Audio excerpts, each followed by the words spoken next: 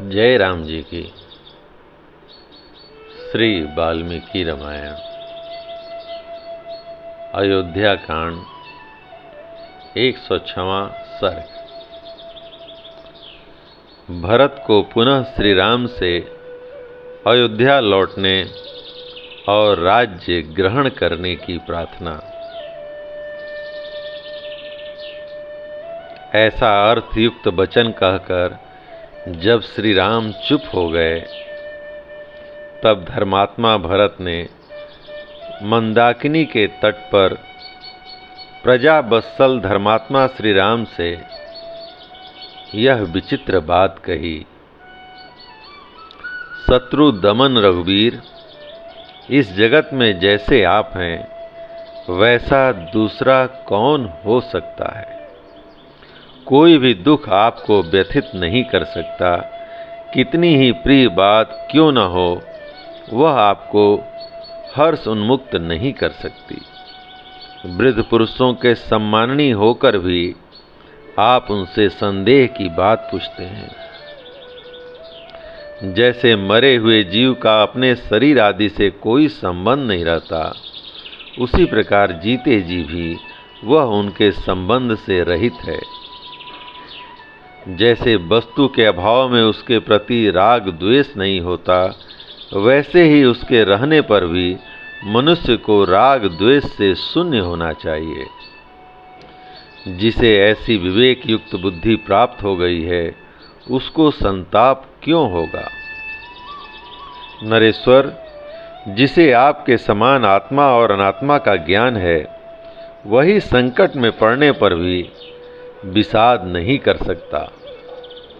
रघुनंदन, आप देवताओं की भांति सत्व गुण से संपन्न, महात्मा, सत्य प्रतिज्ञ, सर्वज्ञ, सबके साक्षी और बुद्धिमान हैं। ऐसे उत्तम गुणों से युक्त और जन्म मरण के रहस्य को जानने वाले आपके पास असह्य दुख नहीं आ सकता। जब मैं परदेश में था, उस समय नीच विचार रखने वाली मेरी माता ने मेरे लिए जो पाप कर डाला, वह मुझे अभिष्ट नहीं है। अतः आप उसे क्षमा करके मुझ पर प्रसन्न हो। मैं धर्म के बंधन में बंधा हूँ, इसलिए इस पाप करने वाली एवं दंडनीय माता को मैं कठोर दंड देकर मार नहीं डालता। जिनके कुल और कर्म दोनों ही शुभ थे, उस महाराज दशरथ से उत्पन्न होकर धर्म और अधर्म को जानता हुआ भी मैं मात्र बध रूपी लोक निंदित कर्म कैसे करूं। महाराज मेरे गुरु श्रेष्ठ यज्ञ कर्म करने वाले बड़े बूढ़े राजा, पिता और देवता रहे हैं और इस समय परलोकवासी हो चुके हैं। इसलिए इस भरी सभा में मैं उनकी निंदा नहीं करता हूँ। धर्मज्ञ रघुनंदन, कौन ऐसा मनुष्य है जो धर्म को जानते हुए भी स्त्री का प्रिय करने की इच्छा से ऐसा धर्म और अर्थ से हीन कुत्सित कर्म कर सकता है। लोक में एक प्राचीन किंवदंती है कि अंत काल में सब प्राणी मोहित हो जाते हैं, उनकी बुद्धि नष्ट हो जाती है। राजा दशरथ ने ऐसा कठोर कर्म करके उस किंवदंती को सत्यता प्रदान कर प्रत्यक्ष कर दिखाया। पिताजी ने क्रोध, मोह और साहस के कारण ठीक समझकर जो धर्म का उल्लंघन किया है, उसे आप पलट दें, उसका संशोधन कर दें। जो पुत्र पिता की भूल को ठीक कर देता है, वही लोक में उत्तम संतान माना गया है। जो इसके विपरीत बर्ताव करता है, वह पिता की श्रेष्ठ संतति नहीं है। अतः आप पिता की योग्य संतान ही बने, उनके अनुचित कर्म का समर्थन न करें।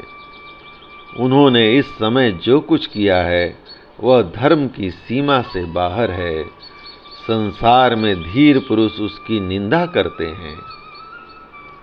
कैकई, मैं पिताजी, सुहृदगण, बंधु बांधव, पूर्ववासी तथा राष्ट्र की प्रजा, इन सबकी रक्षा के लिए आप मेरी प्रार्थना स्वीकार करें।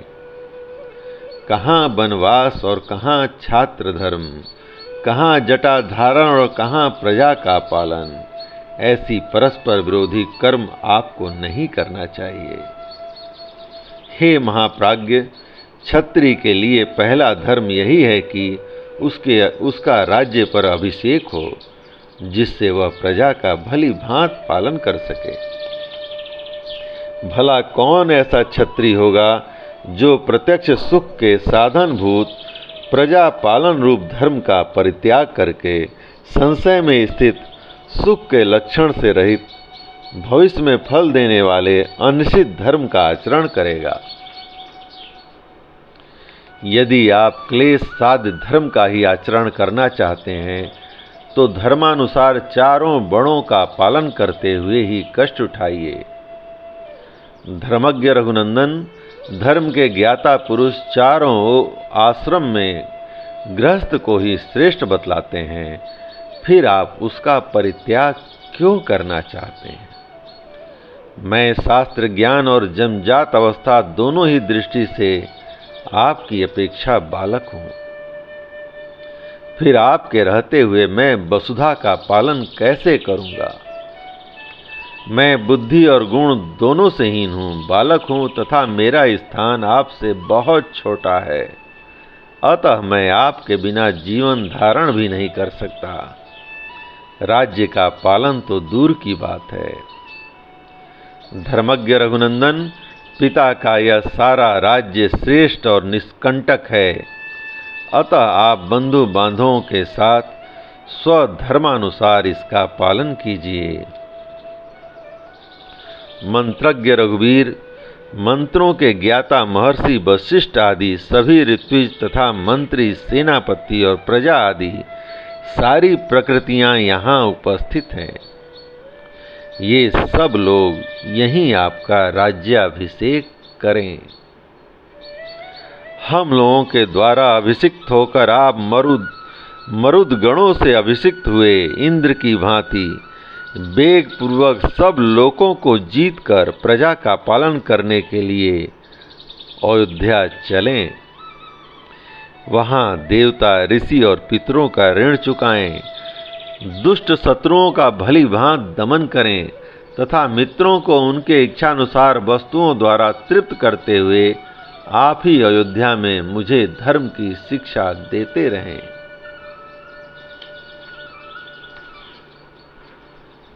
आर्य, आपका अभिषेक संपन्न होने पर सुहृदगण प्रसन्न हों और दुख देने वाले आपके शत्रु भयभीत होकर दसों दिशाओं में भाग जाएं।